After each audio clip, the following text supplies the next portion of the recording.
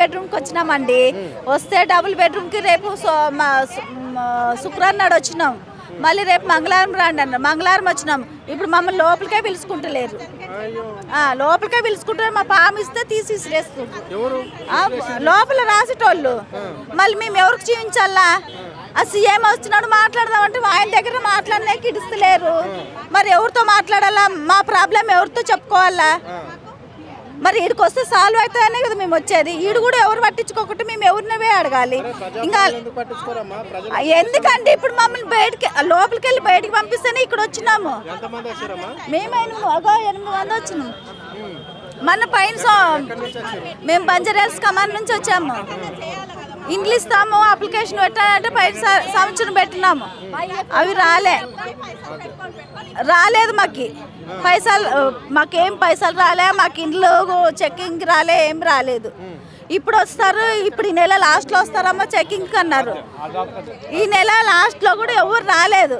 మేము అద్దెంట్లో ఉంటున్నాము. 12,000 15,000 అద్దెకి రూమ్ కట్టుకుంటున్నాము. మేము అవి కట్టుకోలేక ఏమో గవర్నమెంట్ ఇండ్లు వస్తే ఈడికొస్తే ఎవరు పట్టించుకుంటలేరు. ఆయన దగ్గర మాట్లాడేకి అవకాశం ఇస్తలేరు. ఎవరిని అడగాలి? మాది ఎట్లా ఇచ్చేసుకోవాలో మాకు అర్థం అవుతలేదు. నాకేమి రాలేదండి. గ్యాస్ రాలేదు, కరెంట్ బిల్లు ఏమి రాలేదు.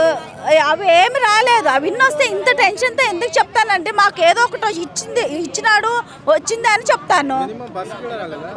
బస్సు పెట్టిండు. మేము బస్సులో పోయేందుకే బస్సుకి పోయి రోజు ఏం పని చేయాలి చెప్పండి? ఏమైనా డ్యూటీ చేస్తున్నామా?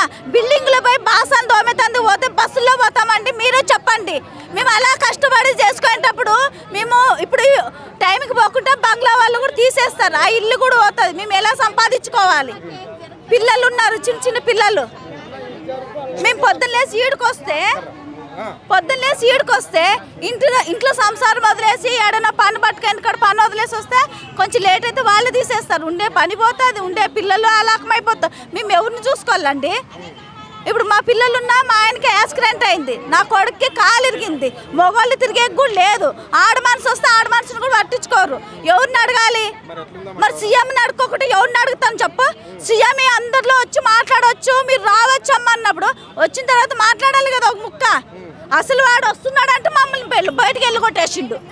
సీఎం అంటే ఇదేనా పద్ధతి? ఆడవాళ్ళకి ఇచ్చేది రిషిపెంట్ ఇదేనా వాడు?